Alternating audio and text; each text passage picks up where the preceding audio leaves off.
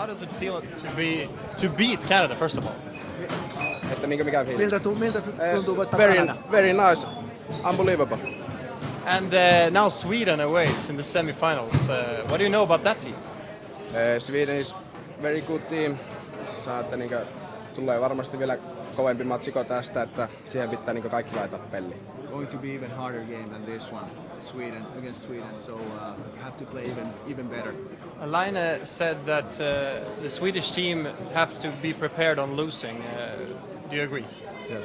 Sano, että Pate oli sanonut, että Ruotsin joukkueen täytyy valmistautua häviämään. Oletko samaa mieltä? No, sanon, että ei, että kyllä kuitenkin kumminkin lähtee voittaa. Että, niin, että ne on valmiita häviämään. Niiden pitää olla valmiita häviämään. Sanon koska... Ihan sama, sanon niin. Yes. Okay. And what do you say about your performance in this tournament?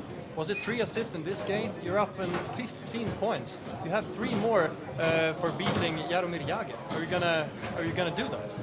No, I don't know, but I hope so. Okay. But sanon, että jos peli kulkee, niin ei ole mahdottomuus. No, it's not impossible if he continues playing like this. But he just enjoys. What do you know about the Swedish goalie? He's been really good thus far. I watch highlights. Very good goalkeeper. Pitää vaan vettää paljon, niin kyllä mä haluan, että sinnekin menee. Have to shoot a lot. Very good goalkeeper, so have to shoot a lot, and he thinks that it'll go in. Last question. Why do you think your unit is playing so well in this tournament?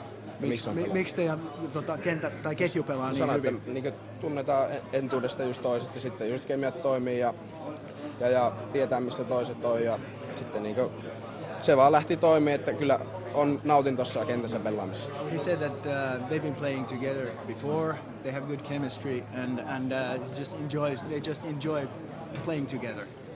Yeah, Thank you. Are you born in Sweden? Yes. Do you remember anything from your time in Sweden? Little bit, but I living Sweden 4 years, but en muista paljon. Doesn't remember that much. Too bad you didn't stay in Sweden. Se sanoi, että harmi, että et sä pysynyt siellä. Yeah, maybe. Thank you. Yeah, thank you.